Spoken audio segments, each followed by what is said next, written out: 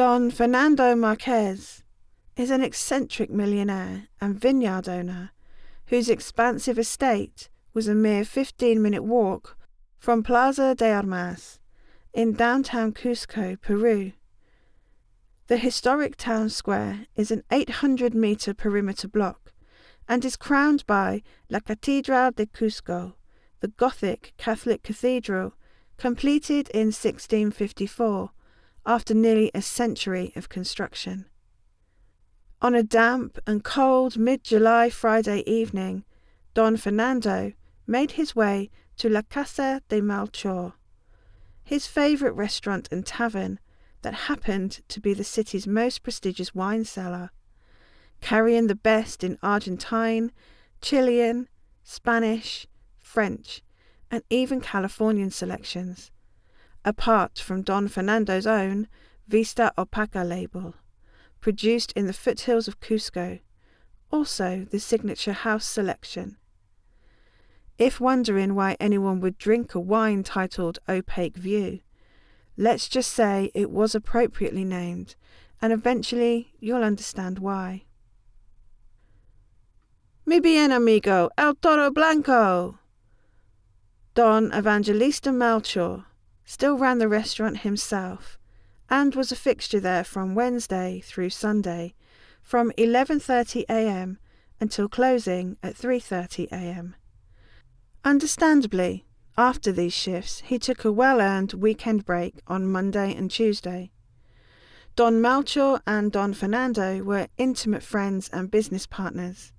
Despite their closeness, Don Fernando absolutely refused any type of discounting on his consumption and made it a point to tip profusely, as a rule no less than 40% of the tab, often more than that depending on his level of happiness with attention and service. Mi viejo, Don Melchor! Don Fernando met his enthusiasm as they embraced at the entrance. Don Fernando took off his top hat and heavy black pea coat, hanging them on the wooden rack by the door. "It's cold out there," said Don Melchor. "What would you like to help warm you up after your brisk walk?" Don Fernando tapped his wooden cane on the floor. Whether he carried it out of need or vanity was hard to tell, as he never spoke of it. "I think I'll warm my spirit with a taste of whiskey, your finest. With dinner we can uncork a bottle of Vista Opaca Reserva 1805. How does that sound?" "Sounds like you're on the mark, as usual." Turning to head servant and his 22-year-old daughter, "Vanessa, un whiskey para Don Fernando, enseguida." Don Fernando made his way casually yet powerfully over to the bar. How he managed to keep his high, dark blood-red leather boots mud-free, despite the weather, never failed to impress. Vanessa welcomed him with a smile as she poured his drink over 4 cubes of ice, never more nor less, and tempered it with a splash of soda water. "Aquí tien, señor, bienvenido."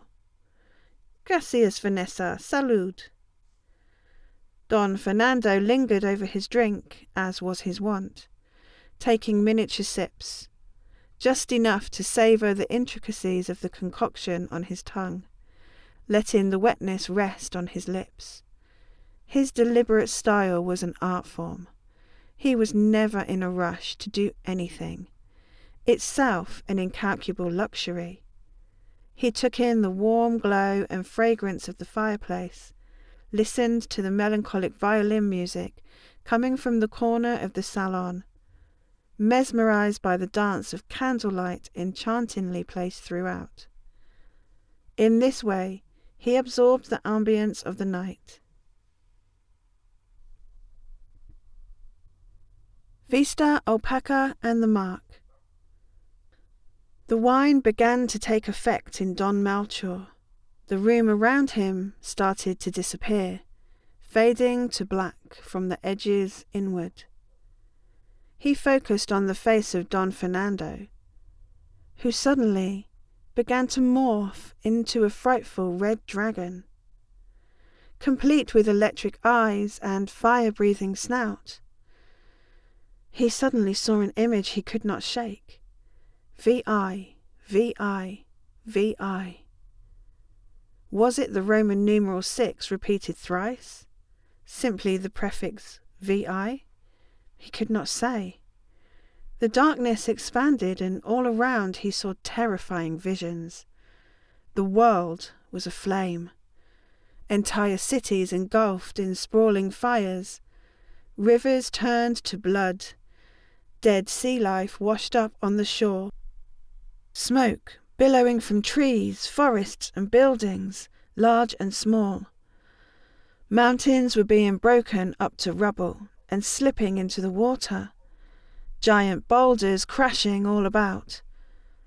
The red dragon grew larger and more ominous, turning to a deep blood red, almost purple.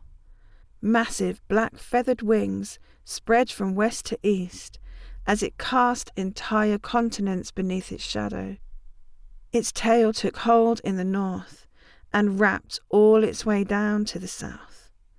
There was not an inch of land absolved of its fearsome power and deadly grasp.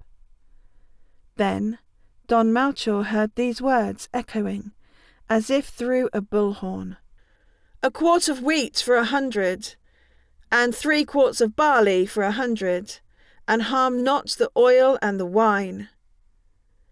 The scene began to shift to a stock ticker, and the volume fell steadily from 25,000 to 18,000, then another sharp drop to 9,000, and onward, until the numbers were inverted completely and somehow ended up at negative 36,000.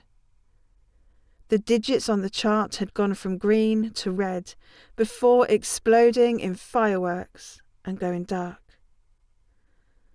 Don Melchor saw endless breadlines and whole families of beggars wrapped in rags to keep warm from the frosty air, holding empty bowls and dry cups in hopes of simple taste of either. The dragon came foremost in the picture once more, this time standing at eye level with Don Melchor. "Viejo amigo, ¿qué es lo que ves?" he asked him. Evangelista was stunned silent. He could not get a word out if he wanted to. Stammering and with much effort, he finally replied, "Veo, veo, el fin del mundo." Then, just as quickly as it began, he was back in the salon of his own restaurant. He'd been sleeping with his head and chest resting over the table in a puddle of his own drool. He was all alone, and it was 6:16 in the morning.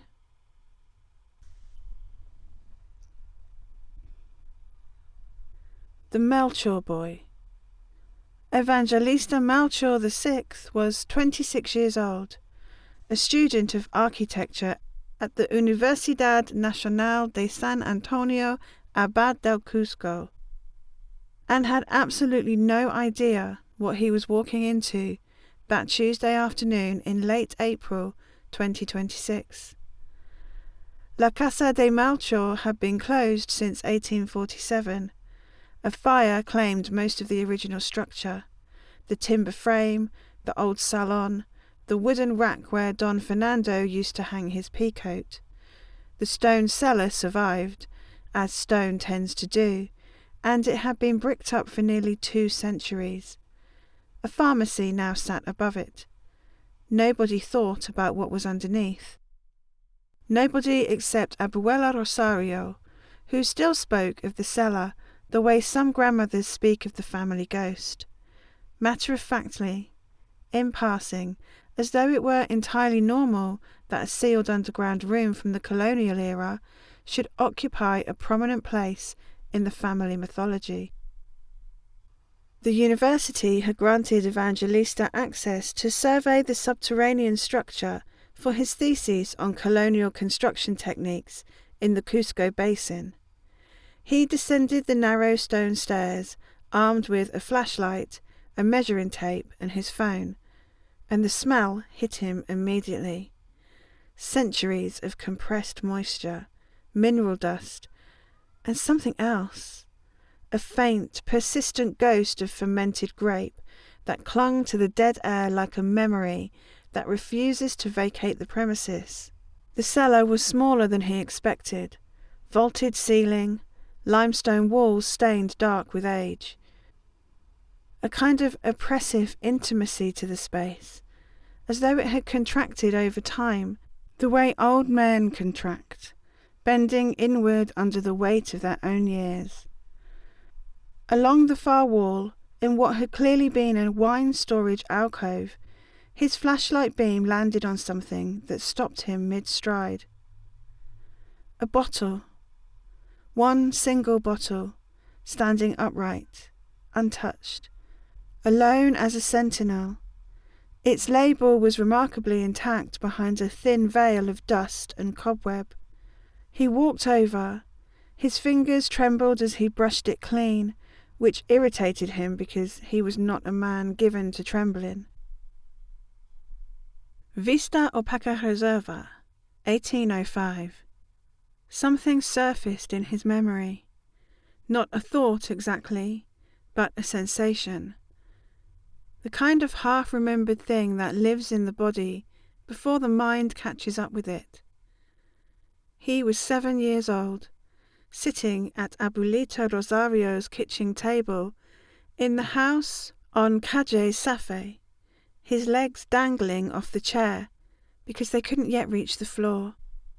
She was making sopa de quinua and telling him a story about his 4 times great-grandfather, Don Evangelista Melchor I, who ran the finest restaurant and wine cellar in Cusco, and about a friend, a mysterious friend, who seemed to never age, who wore blood-red leather boots and a top hat, and who drank his whiskey with exactly 4 cubes of ice, never more, never less. She called him Toro Blanco, the white bull. Abuelita, was the friend a ghost? She stirred the soup without looking up. No, Majito. It would have been an easier story to tell if he were. Worse still, he was real. Evangelista took the bottle. Cuidado, joven, the man said, steadying him with a firm hand on the shoulder. His voice was warm but unrushed, the voice of someone who has never in his life needed to raise it to be heard. You're a Melchor, the man said, a statement flat and certain, the way you'd say it's raining, while standing in the downpour. How did you? Because you look exactly like him. Viejo, good evangelista, mi buen amigo, Don Melchor. Your eyes are his. Por Dios, que cosecha. We drank most of it that evening, he and I. Quédate la botella, joven. No la abras, no la tomes. 3 days later, in a ward at the Hospital Regional del Cusco, an elderly woman named Rosario Parales de Melchor died peacefully in her sleep at the age of 91. La verdad no es binaria, he whispered. He had no idea where the phrase came from. It simply arrived, in the way true things always arrive, from a depth so far inside you that by the time it surfaces, it feels as though it was always there, waiting, patient, for the precise moment you were broken open enough to hear it.